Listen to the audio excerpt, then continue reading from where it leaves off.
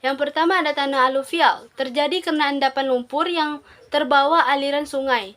Lokasinya berada di daerah hilir atau daratan rendah.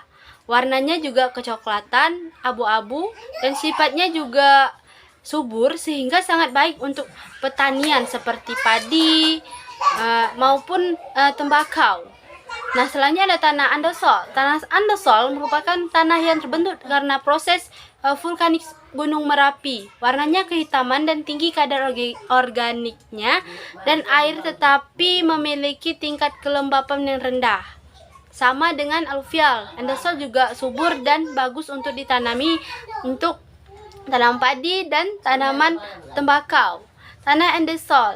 Tanah ini terbentuk dari pelapukan bahan letusan Gunung Merapi, yaitu debu, pasir, lahar. Jadi tidak mengarahkan jika andesol ini akan sering ditemukan di area yang tidak jauh dari Gunung Merapi.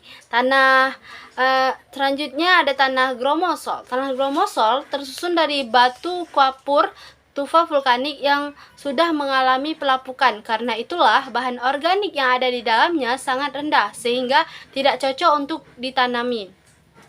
Selanjutnya ada tanah humas. Tanah humas terbuat dari pembusukan tumbuhan sehingga sangat kaya untuk unsur hara dan mineral.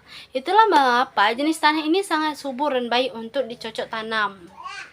Selanjutnya ada tanah indistol. Tanah indistol membentuk dari batuan sedimen sehingga warnanya cenderung kecoklatan, kehitaman, agak kelabu. Tanah ini juga bisa dimanfaatkan untuk perkebunan. Seperti karakteristik tanah. Tanah sebenarnya merupakan batuan yang telah lapuk dan mengalami proses pembentukan lebih lanjut. Umumnya tanah dibentuk dari campuran bahan organik dan mineral. Pertama itu tanah aluvial, berasal dari Kalimantan, Sulawesi, Jawa, dan Papua. Nah, tanah andesol berasal dari Sumatera, Nusa Tenggara, sebagian Sulawesi, dan Kepulauan Maluku. Gromosol berasal dari Damak, Jepara, Pati, Lampang, Nyawi, Pedium, dan Nusa Tenggara Timur. Humas berasal dari Sumatera, Kalimantan, Jawa, Papua, dan Sulawesi. Selanjutnya ada Insetpidisol dari Sumatera, Kalimantan, Papua. Literit Kalimantan, Lampung, Jawa Barat, dan Jawa Timur. Tanah liat banyak dijumpai di seluruh Indonesia. Nah, penjolik itu berasal dari Sumatera, Sulawesi, Papua, Kalimantan, Jawa. Pendosol Kalimantan Utara. Pasir ini dari Sumatera Barat. Nah, padas ditemukan di seluruh Indonesia, wilayah Indonesia. Oksisol Sumatera dan Sulawesi. Ornosol Sumatera, Papua, dan Kalimantan, Jawa. Pargel ditemukan di dataran rendah. Latisol itu Sulawesi, Lampung, Kalimantan, dan Bali. Dan litosol dari Nusa Tenggara Barat dan Jawa.